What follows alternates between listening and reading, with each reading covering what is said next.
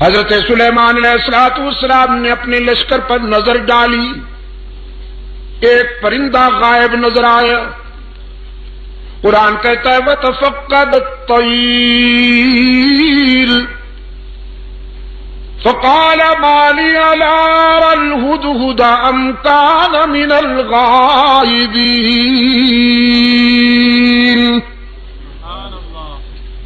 حضرت سلیمان علیہ السلام نے ایک پرندے کو غائب پایا، فرمانے لگے کیا بات ہے، مجھے ہدہد نظر نہیں آ رہا، ذرا دیکھو لشکر کے کسی کونے میں چھپا بیٹھا ہے یا پھر میری اجازت کے بغیر کہیں چلا گیا ہے، تلاش کرو۔ یہ ہدہد جانتے ہیں آپ؟ جی کیا فرمایا؟ اچھا ملا چرگت، تمہارے صدقے جاؤں، یہ کب سے ملا بن گیا بھائی؟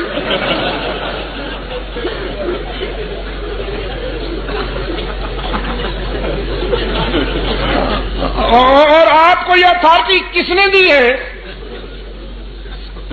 کہ جس پرندے کے بھی ذرا بال ادھر ادھر ہو جائیں آپ اس پہ ملا کا ٹائٹل فٹ کر دیں؟ لا لا۔ چلو پھر بھی گوارا ہے، اچھا پرندہ ہے، بڑا خوش نصیب پرندہ ہے، قرآن میں جس کا تذکرہ فخریہ انداز میں آیا ہے۔ ہاں، اس پر حسد کیا تھا کوے نے۔ حضرت سلیمان علیہ السلام نے جب اس ہدہد سے پوچھا کہ تمہارے اندر کون سی خوبی ہے، اللہ نے تمہیں کون سی خوبی عطا کی ہے، تو یہ کہنے لگا اللہ کے نبی، مجھے اللہ نے یہ خوبی عطا فرمائی ہے کہ میں خشک زمین کو دیکھ کر اندازہ کر لیتا ہوں کہ پانی کتنا دور ہے، نظر میں رسائی دے دی ہے اللہ نے۔ خشک زمین کو دیکھ کر میں یہ اندازہ کر لیتا ہوں کہ کتنی گہرائی پہ پانی مل سکتا۔ حضرت سلیمان علیہ السلام نے فرمایا بھی تم تو بڑے کام کے ہو، ہمیں ویرانوں میں اور صحراؤں میں سفر کرنا ہوتا ہے، تو ہم کیوں نہ تمہاری اس استعداد سے کام لیں، اس صلاحیت سے کام لیں، بس تم ہمارے ساتھ رہا کرو، ہمارے ہم سفر رہا کرو، تاکہ ہم تیری اس خداداد صلاحیت سے کام لے سکیں۔ اللہ کے نبی نے ہدہد کو اپنا مقرب بنا لیا، اپنا ہم سفر بنا لیا، کوے میاں سے برداشت نہ ہوا۔ یہ کوا جانتے ہیں نا آپ، کالے لباس والا مسٹر بلیکی ہی،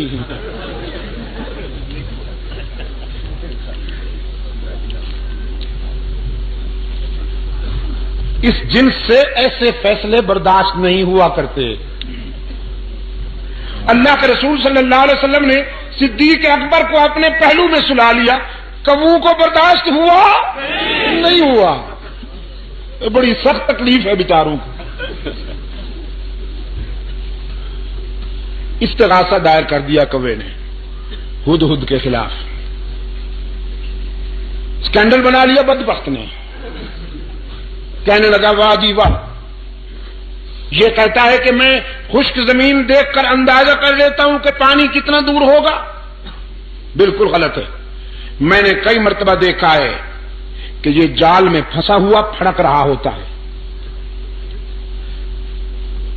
اگر اس کی نظر میں اتنی رسائی ہے کہ یہ خشک زمین دیکھ کر پانی کی گہرائی معلوم کر لیتا ہے تو جال کو کیوں نہیں دیکھ لیتا، اس میں پھنس کیوں جاتا ہے؟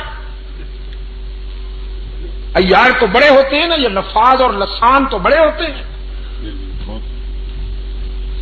اس انداز خطابت میں استغاثہ دائر کیا کہ سننے والے بھی متاثر ہوئے، کہنے لگے جی بالکل ٹھیک ہے، یہ تو بات واقعی تفصیل طلب ہے، وضاحت طلب ہے کہ اگر ہدہد پانی کی گہرائی کو دیکھ لیتا ہے تو زمین کے اوپر جو جال تنا ہوا ہوتا ہے اس کو کیوں نہیں دیکھ لیتا؟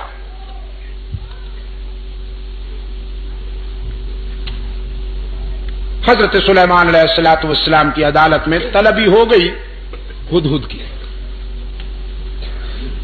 کوا بھی برادری سمیت آ پہنچا.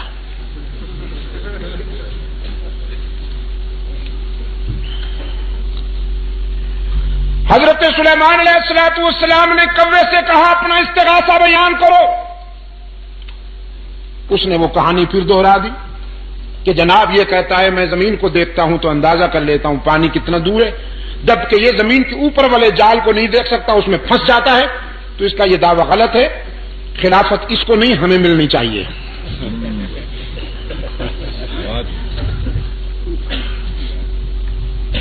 مولانا رومی رحمت اللہ علیہ نے اس سوال و جواب کو منظوم کر دیا ہے اپنی مثنوی میں. مجھے افسوس ہے کہ وہ پوری تو مجھے نہیں آتی، ایک دو شعر ذہن حافظے میں رہ گئے ہیں، وہ عرض کر دیتا ہوں. ہدہد نے جب کوے کا استغاثہ سنا تو مسکرا دیا. فرمایا ذاغقو از حکم مولا منکرست، ذاغقو از حکم مولا منکرست، صد ہزاراں عقل دارد کافرست. یہ کوا جو لفاظی کرتے ہوئے میرے خلاف استغاثہ لایا ہے، اصل میں یہ میری صلاحیت کا منکر نہیں، اللہ کی تقدیر کا باغی ہے. وہ جو جال تنا ہوا ہوتا ہے جس میں میں پھنس جاتا ہوں، وہ میری نظر کی کمزوری نہیں ہوتی، تقدیر کی بالا دستی ہوتی ہے. من ببینم دام را اندر ہوا، من ببینم دام را، میں ہوا کی اڑانوں میں جال کو دیکھ سکتا ہوں، لیکن تقدیر کی بالا دستی میرے شعور پہ پردے ڈال دیتی ہے. دیکھتا تو ہوں لیکن سمجھ نہیں پاتا، بالآخر جال میں پھنس جاتا ہوں. وہ میری نظر کی کمزوری نہیں ہوتی، اللہ کی تقدیر کا فیصلہ ہوتا ہے. سلیمان علیہ السلام نے فرمایا اخرج انک رجیم، دفعو نکل جا، بکواس کی ہے تو نے. اللہ نے جب یہ استعداد عطا کی ہے تو تجھ سے برداشت کیوں نہیں ہوتی؟ کوے نے کہا جی جاتے ہیں، ناراض کیوں ہوتے ہیں؟